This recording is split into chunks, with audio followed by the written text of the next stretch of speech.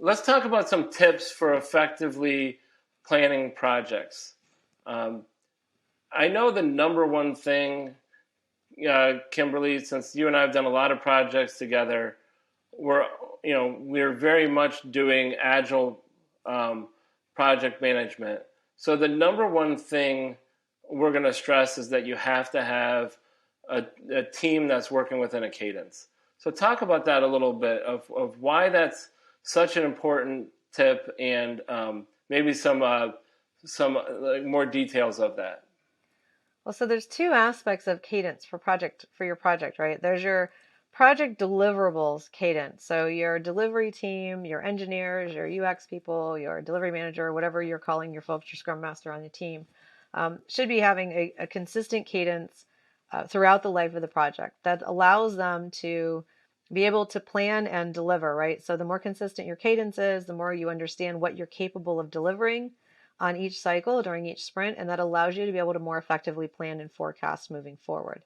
That same concept applies to the other aspects of the project as well, right? So looking at the things like your financials for your project, how you're burning against, if you're working on a purchase order, how are you burning your money against your purchase order or your expected financials? How is your staffing going? How's the team functioning? How are you doing from a variance standpoint, right? So if we predicted that we had 10 people on a project, it's a time and materials project, and everyone's working at 100% capacity and billing, and we find out that half the people are actually 75% billing consistently for whatever reason, right? You're going to have huge variances there. And so if you don't have a consistent cadence where you're looking at those aspects of the project as well, then you're going to get to the end of the project and look back and say, wow, I thought we were going to make $1 million on this project. We only made 750,000.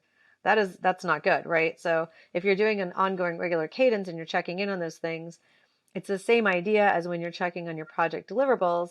It allows you to see issues in time, and it allows you to be no more than, say, a week off, and that you can then leverage that time to adjust and get back on track. Another tip, and this is kind of integral to this video, is that you want to use your technology to monitor this, right? So you have your PSA software. You should be going in on a regular basis in this cadence and looking at it, and you should have reports that say, what's my utilization, what's my variance, what's my revenue last week, last month, last quarter, and then I make sure that the plan going forward matches that, so that you're continually, predicting the future and staying disciplined in your project management.